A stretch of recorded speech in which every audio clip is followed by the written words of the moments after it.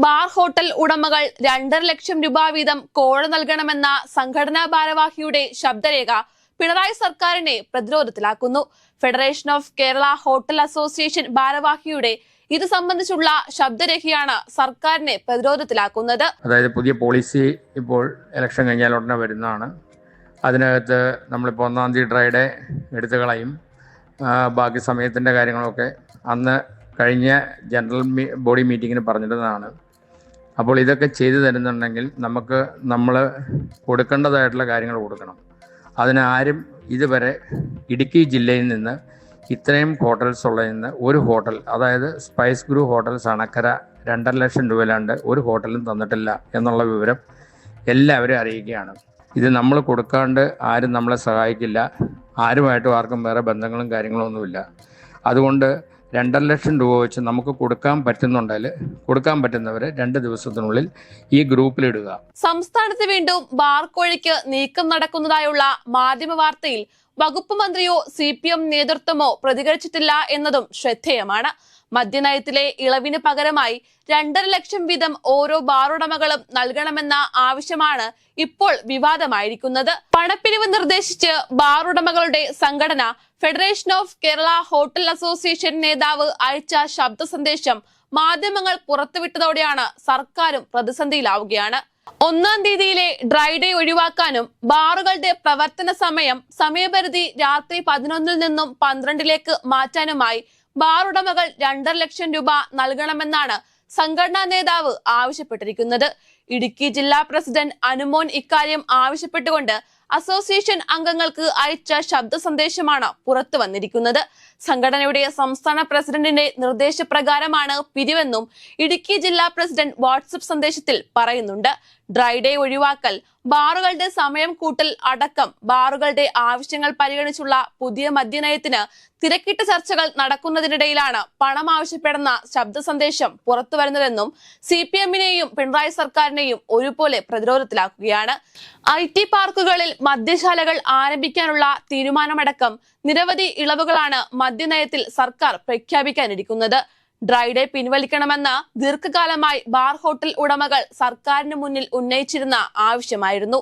എന്നാൽ വിവിധ ക്രിസ്ത്യൻ സംഘടനകളുടെയും മദ്യനിരോധന സംഘടനകളുടെയും ശക്തമായ പ്രതിഷേധം കാരണമാണ് തീരുമാനം നടപ്പാക്കാതിരുന്നത്. എന്നാൽ എല്ലാ എതിർപ്പുകളെയും അവഗണിച്ചുകൊണ്ട് തിരക്കിട്ട് ഡ്രൈ ഡേ പിൻവലിക്കാനുള്ള നീക്കം അവസാന ഘട്ടത്തിലായിരിക്കെയാണ് സർക്കാരിനെ വെട്ടിലാക്കി കോഴ വിവാദം ശബ്ദ സന്ദേശത്തിന്റെ രൂപത്തിൽ എത്തുന്നത്. പണം കൊടുക്കാതെ ആരും നമ്മളെ സഹായിക്കില്ല. 2.5 ലക്ഷം രൂപ വെച്ച് കൊടുക്കാൻ പറ്റുന്നവർ നൽകുക. തെരഞ്ഞെടുപ്പ് കഴിഞ്ഞാൽ പുതിയ മദ്യനയം വരും. അതിൽ ഡ്രൈ ഡേ എടുത്തു കളയും. അങ്ങനെ പല മാറ്റങ്ങളും ഉണ്ടാകും. അത് ചെയ്തു തരാൻ കൊടുക്കേണ്ടത് കൊടുക്കണം. ഇടുക്കി ജില്ലയിൽ നിന്നും ഒരു ഹോട്ടൽ മാത്രമാണ് 2.5 ലക്ഷം നൽകിയത്. ചിലർ വ്യക്തിപരമായി പണം നൽകിയിട്ടുണ്ടെന്നും ഇടുക്കി ജില്ലാ പ്രസിഡന്റ് ശബ്ദ സന്ദേശത്തിലുണ്ട്. പണം നൽകിയ ഇടുക്കിയിലെ ഒരു ബാർ ഹോട്ടലിന്റെ പേരും ഇടുക്കി ജില്ലാ പ്രസിഡന്റ് വെളിപ്പെടുത്തുന്നു. സംസ്ഥാന മന്ത്രിസഭാ യോഗം ഇന്ന് ചേരും. നിയമസഭാ സമ്മേളനത്തിലും തദ്ദേശ വാർഡ് വിഭജന ഓർഡിനൻസിലും തീരുമാനമെടുക്കും.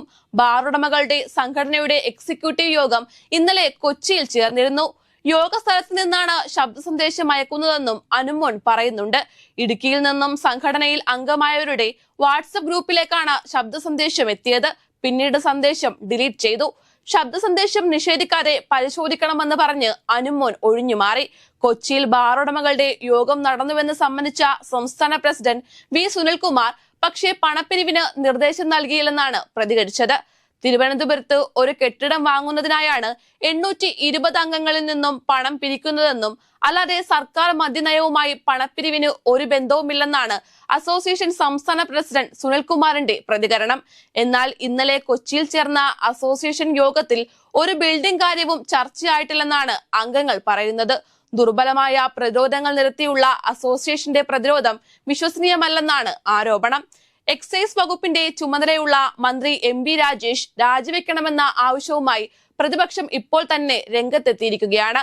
ബാർകോഴ സംബന്ധിച്ചുള്ള ആരോപണത്തിന് വലിയ തോതിൽ പ്രതിഷേധവും സമരങ്ങളും ഉയരുമെന്ന സൂചനകളാണ് പ്രതിപക്ഷം നൽകുന്നത്.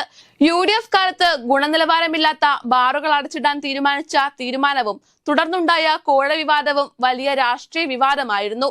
ബാറുകൾ തുറന്നു നൽകാനായി ധനമന്ത്രി KM മാണിയുടെ നേതൃത്വത്തിൽ കോടികൾ കോഴ വാങ്ങിയെന്ന ആരോപണം ശക്തമായ സമരത്തിലേക്ക് നയിച്ചതും ഒടുവിൽ KM മാണി രാജിവെക്കേണ്ടി വന്നിരുന്നു. അന്നത്തെ എക്സൈസ് വകുപ്പ് മന്ത്രിയായിരുന്ന K ബാബുവിനെതിരെ വിജിലൻസ് കേസെടുത്തതും UDF-ന് ഭരണം നഷ്ടപ്പെടുന്നതിലേക്ക് വഴിയൊരുക്കിയതും ബാർക്കോഴയായിരുന്നു.